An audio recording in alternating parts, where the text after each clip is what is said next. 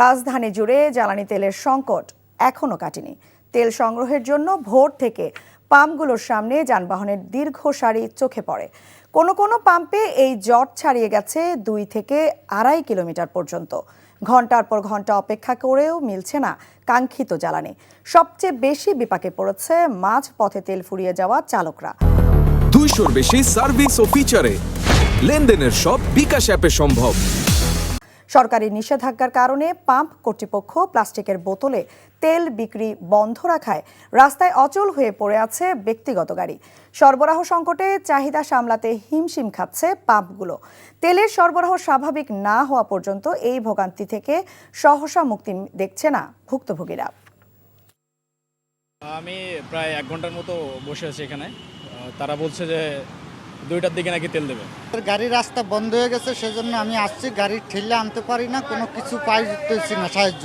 তখন কি করবো, বাধ্য হলো মানে গাড়ি ঠেলে সাইড করিয়া এখন বোতল নিয়ে আসছি, টুকে তেল দিতে বললে তেল দেয় না।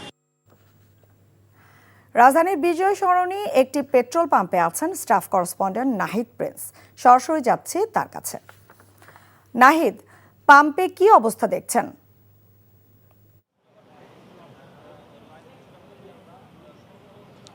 ভোর থেকে বিজয় সরণির পাম্পে তেল সংকট রয়েছে। তো কিছুক্ষণ আগে 3টি গাড়ি এখানে এসেছে, 41,000 লিটার তারা অকটেন এখান থেকে তারা সেই মোটরসাইকেল বা যারা এই তেল সংগ্রহের জন্য বসে আছেন তাদেরকে দিবেন। তো গাড়ির যে দীর্ঘ লাইন সেটি কিন্তু রয়েছে বিজয় সরণি থেকে জাহাঙ্গীর গেট ক্রস করে তারপরে বিএফ শাইন কলেজ পর্যন্ত সেই লাইন কিন্তু রয়েছে। তারা বলছিলেন যে ভোর রাত থেকে এখানে অপেক্ষা করছেন তেলের জন্য, কারণ অনেকের গাড়ি বন্ধ হয়ে গেছে।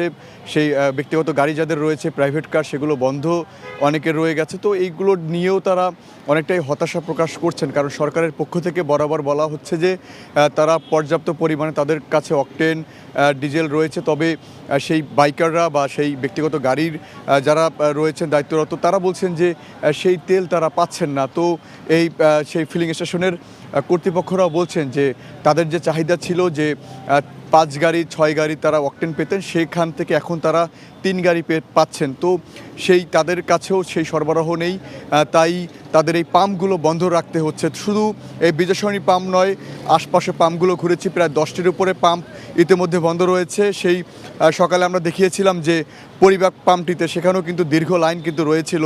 তো 1-1.5 কিলোমিটার সেই দীর্ঘ লাইন সেই ভোর রাত থেকে মূলত এখানে সেই অপেক্ষা করছে। তারা বলছেন যে যে পাম্পটিতে আমি রয়েছি, বিজয় সরণির পাম্পটিতে, সেখানে কিন্তু এই সংকট কিন্তু দেখা যায়নি।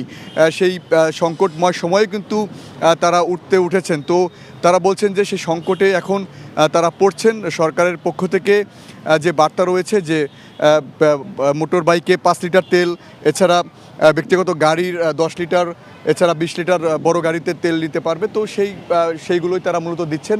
তো অনেকে দেখলাম যে সেই পানির যে সেই প্লাস্টিক পট সে হাতে নিয়ে এসেছে তেল নিতে, কারণ অনেকের গাড়ি রাস্তায় সেই তেল সংকটের কারণে সেই গাড়িগুলো বিকল হয়ে পড়ে আছে। তো সেগুলো কিন্তু সরকারির যে বলা আছে যে সেগুলো সংগ্রহ করতে পারবে না। তো এই জন্য সেই গাড়ির চালকরাও কিন্তু সে বিপাকে পড়েছেন। তো নানাভাবেই যে হয়রানি বা এই যে দুর্দশা সেটি কিন্তু রয়েছে, কারণ প্রচণ্ড রোদে তারা তাদের ব্যক্তিগত গাড়ি নিয়ে তারা বসে আছেন যে এই সংকট কাটিয়ে ওঠার জন্য। কারণ পুরো রাজধানী জুড়েই যে পাম্পগুলো রয়েছে, সেখানে বেশিরভাগ পাম্পই মূলত সেই সংকটের কারণে বন্ধ রয়েছে, সেই সংকট রয়েছে।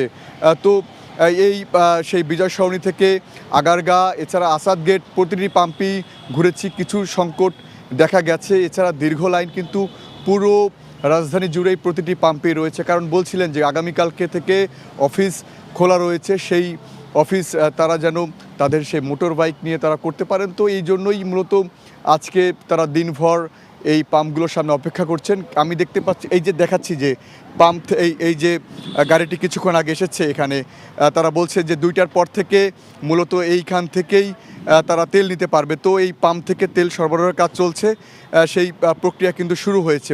মূলত 3টি গাড়ি এখানে এসেছে এই বিজয় সরণির পাম্পটিতে। তারা 41,000-এর বেশি অকটেন এখান থেকে সংগ্রহ করতে পারছেন। তো এই যে তাদের সংকট, পাম্পগুলোর সংকট সেটি কিন্তু রয়েছে পুরো রাজধানীর প্রতিটি পাম্পেই যদি বলি সংকট কম বেশি রয়েছে। তবে সকাল থেকে 10টিরও বেশি পাম্প বন্ধ ছিল আর কি এই পুরো। জানছিলাম জ্বালানি তেলের খবর। 200-র বেশি সার্ভিস ও ফিচারে লেনদেনের সব বিকাশ অ্যাপে সম্ভব।